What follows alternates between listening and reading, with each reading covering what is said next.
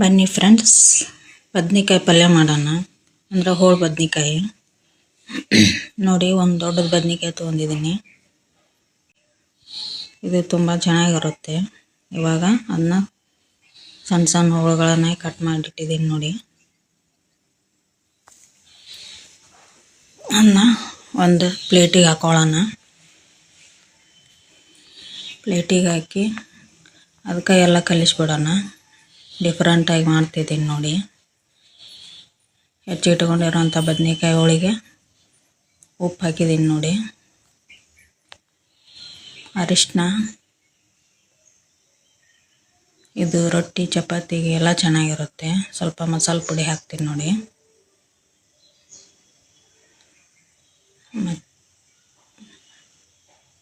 ರುಚಿ ಅಂತೂ ಮಸ್ತಾಗಿರುತ್ತೆ.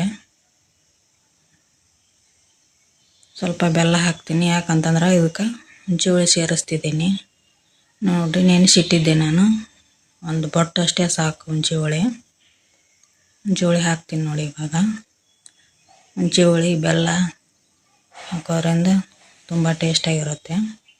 ಸ್ವಲ್ಪ ಹಸಿ ಖಾರ ಹಾಕ್ತಿದ್ದೀನಿ ನೋಡಿ, ಹಸಿಮೆಣ್ಸಿನ್ಕಾಯಿ ಚಟ್ನಿ. ಇವಾಗ ನೋಡಿ, ನೋಡೋದಕ್ಕೆ ಮತ್ತು ತಿನ್ನೋದಕ್ಕೂ ಕೆಂಪು ಖಾರನೂ ಚೆನ್ನಾಗಿರುತ್ತೆ. ಇವಾಗ ಎಲ್ಲದು ಚೆನ್ನಾಗಿ ಕೈ ಆಡಿಸೋಣ. ಎಲ್ಲ ಹೋಳಿಗೆ ಉಪ್ಪು ಖಾರ ಬೆರೀಲಿ ಅದು ನೋಡಿ. ಹೀಗೆ ಅಷ್ಟು ಹೋಳಿಗೂ ಚೆನ್ನಾಗಿ ಮಿಕ್ಸ್ ಆಗಲಿ. ಇವಾಗ ಮಿಕ್ಸ್ ಆಗಿದೆ ನೋಡಿ. ಈ ಥರ ಕೈ ಆಡಿಸ್ಬೇಕು, ಮಿಕ್ಸ್ ಮಾಡ್ಕೋಬೇಕು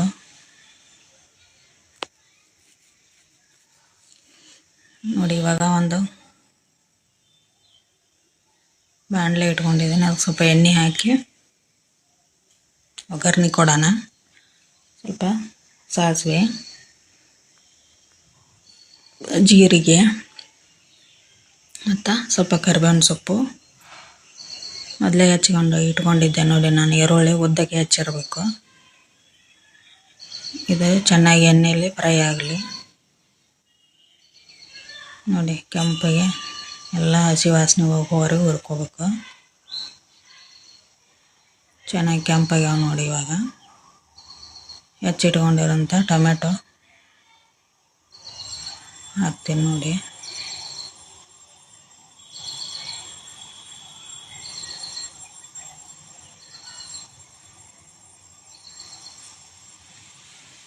ಎರಡು ಎಣ್ಣೆಯಲ್ಲಿ ಚೆನ್ನಾಗಿ ಫ್ರೈ ಆಗಲಿ. ಫ್ರೈ ಆಗಿದಾವೆ ನೋಡಿ. ಇವಾಗ ಇದು ಅನ್ನದ ಜೊತೆ ಕೂಡ ಚೆನ್ನಾಗಿರುತ್ತೆ ನೋಡಿ. ಎಲ್ಲ ಮಿಕ್ಸ್ ಮಾಡಿದ್ದೀನಲ್ಲ, ಅದನ್ನು ಇವಾಗ ಉಳ್ಳಾಗಡ್ಡಿ ಮತ್ತು ಟೊಮೆಟೊನ ಸೇರಿಸ್ಕೊಳ್ಳೋಣ. ಹಾಕ್ತಿದ್ದೀನಿ ನೋಡಿ ನಾನು. ಇಷ್ಟೇ ಕೈ ಆಡಿಸಿ ತಿಂದ್ರಂತೂ ಮಸ್ತಾಗಿರುತ್ತೆ ನೋಡಿ. ಎಷ್ಟು ಚೆನ್ನಾಗಿ ಬಂದಿದೆ ನೋಡಿ. ಇವಾಗ ಎಲ್ಲ ಮಿಕ್ಸ್ ಮಾಡ್ತೀನಿ. ಇದು ಸ್ವಲ್ಪ ಕುದೀಲಿ ನೋಡಿ. ಹೀಗೆ ಕೈ ಆಡಿಸ್ತಿರ್ಬೇಕು. ಮಸ್ತಾಗಿ ಬಂದೈತೆ ನೋಡ್ರಿ.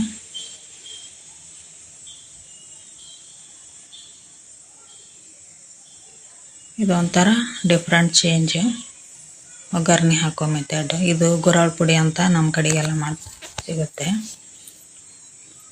ಅಂದ್ರೆ ಹುಚ್ಚೆಳ್ಳು ಅಂತಾರೆ, ಕರಿದಿರುತ್ತೆ ನೋಡಿ. ಇದು ಎಳ್ಳು ಗುರಳ್ಳು ಅಂತ, ಅದ್ರ ಪುಡಿ ಹಾಕಬೇಕು. ಟೇಸ್ಟ್ ಅಂತೂ ಮಸ್ತಾಗಿರುತ್ತೆ. ಈ ಬದ್ನಿಕಾಯಿ ಕಾಂಬಿನೇಷನ್ ನೋಡಿ ಅದು. ಇವಾಗ ತಟ್ಟೆಯಲ್ಲಿ ಸ್ವಲ್ಪ ನೀರು ಹಾಕ್ಕೊಂಡು ಅದರದ್ದೆಲ್ಲ ಹುಳಿ ಉಪ್ಪು ಖಾರ ನೀರು ಸೇರ್ಸೋಣ. ಅದಕ್ಕೆ ಚೆನ್ನಾಗಿ ಕೈ ಆಡಿಸ್ತೀನಿ ನೋಡಿ.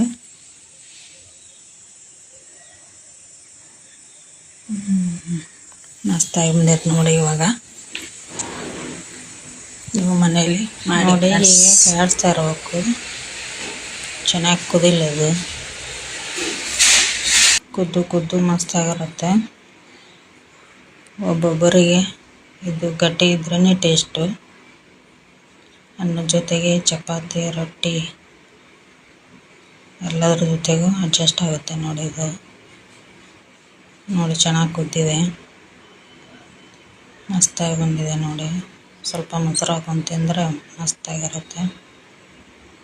ಜೋಳದ ರೊಟ್ಟಿ, ಬದ್ನೆಕಾಯಿ ಪಲ್ಯ, ಹೋಳು ಬದ್ನೆಕಾಯಿ ಅಂತ ನೋಡಿ. ಒಂದು ಪ್ಲೇಟಿಗೆ ಸರ್ವ್ ಮಾಡ್ತಿದ್ದೀನಿ ನೋಡಿ.